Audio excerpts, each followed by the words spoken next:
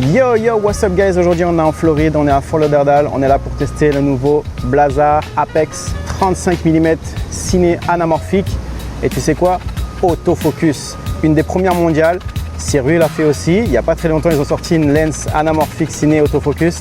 Là, c'est la deuxième lens ciné autofocus de chez Blazer. On est sur une monture Helmont, donc on va tester ça avec le Lumix S1.2.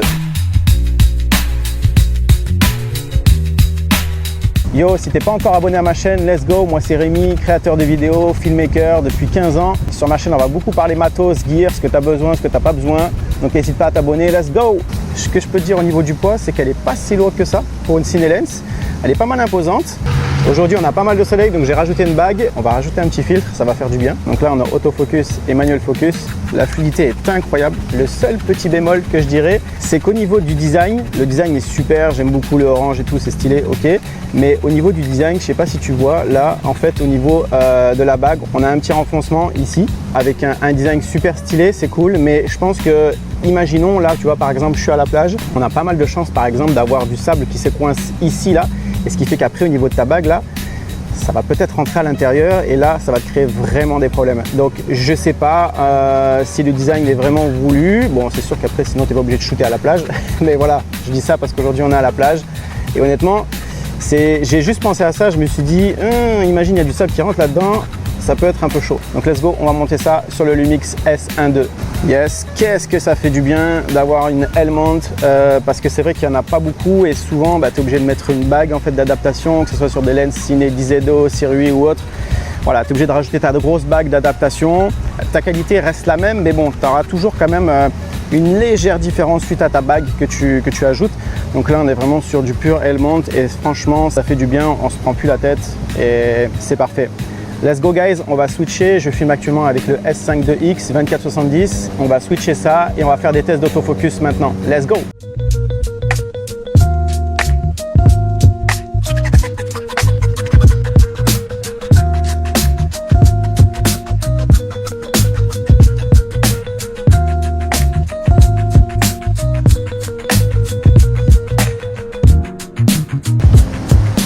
Yeah, forcément, tu vois, des fois c'est pas parfait.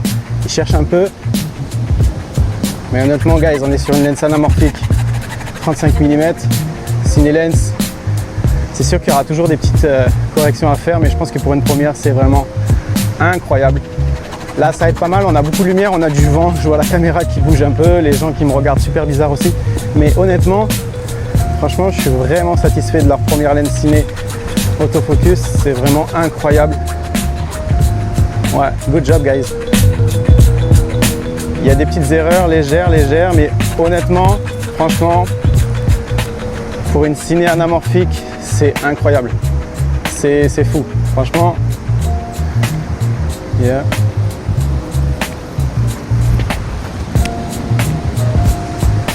On attrape bien le sujet.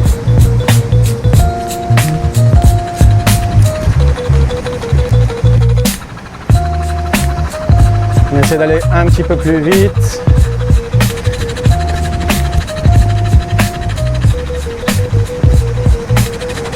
Wow.